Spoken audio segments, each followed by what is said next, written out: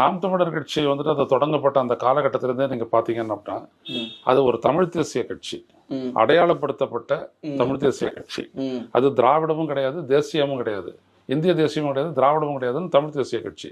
தமிழ் தேசிய கட்சின்னு வரும்போது அவங்க என்ன பண்றாங்க அப்படின்னா, அடிப்படையில் தமிழ்நாட்டினுடைய அடிப்படை உரிமைகளை வைக்கிறாங்க. வாழ்வாதாரம், புரியுதுங்களா? வாழ்வாதாரங்கன்னும் போது இயற்கை வருது, சுற்றுச்சூழல் வருது, பணிகள், விவசாயம் போன்றவையெல்லாம் வருது. அதுக்கப்புறம் மக்களினுடைய அந்த கல்வி உரிமை உள்ளிட்ட வேலைவாய்ப்பு உரிமை போன்ற உரிமைகள், வளங்களை எல்லாம் காப்பாற்றுறது, தமிழ்நாட்டினுடைய இயற்கை வளங்களை காப்பாற்றுவது, அது மலையா இருந்தாலும் காடுகளா இருந்தாலும் அதெல்லாம் காப்பாற்றணும் அப்படின்ற அது ஒண்ணு. அப்புறம் மொழி கொள்கை. இப்படி பாத்தீங்க அப்படின்னா சீமானுடைய அந்த நாம் தமிழர் கட்சியினுடைய கொள்கைகள் அடிப்படையிலே பார்த்தீங்கன்னா தமிழ்நாடு சார்பு, தமிழ் மண் சார்ந்த ஒரு அரசியல் அது. அப்ப அந்த தமிழ் மண் சார்ந்த அரசியல் அப்படின்னு வரும்பொழுது அவங்க நிச்சயமா வந்துட்டு இப்படியான ஒரு அணுகுமுறையை தான் அவங்க கையாளுவாங்க. காடை அழிக்க கூடாதுன்னு சொல்லுவாங்க. புரியுதுங்களா? அதை நீங்க திமுக கிட்டையோ வேற யாருக்கிட்டையும் எதிர்பார்க்க முடியாது.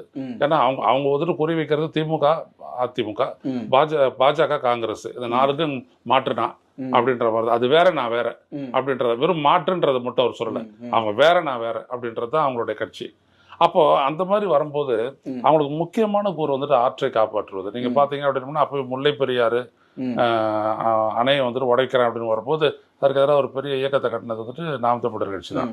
புரியுதுங்களா? வளங்கள் கொள்ளையடிக்கப்பட்டது. கன்னியாகுமரியில இருந்து ஆரம்பிச்சு எல்லா இடங்களையும் வளங்கள் கொள்ளையடிப்பது அதுவும் பண்ணாங்க. ஒரு இடங்கள்ல வந்துட்டு அது கொஞ்சம் கண்டுக்காத விட்டாங்க, அதுவும் இருக்கு. அதுக்கப்புறம் நீங்க பாத்தீங்கன்னா ஆற்றை விவசாயத்தை காப்பாற்று வருது.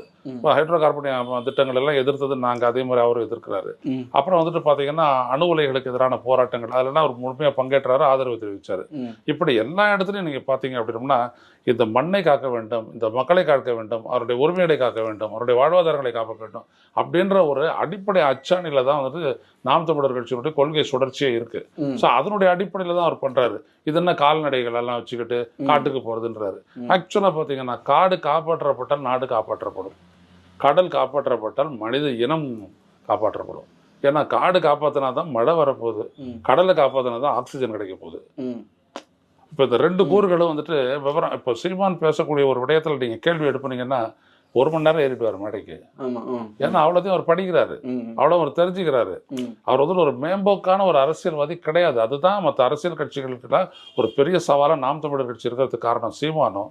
சீமானுடைய கட்சியில பேசக்கூடிய பெரும்பாலான தம்பிமார்களோ அவங்கெல்லாம் வந்துட்டு பேசுறாங்க, அவங்க பேசக்கூடிய அரசியலை உணர்ந்து பேசுறாங்க.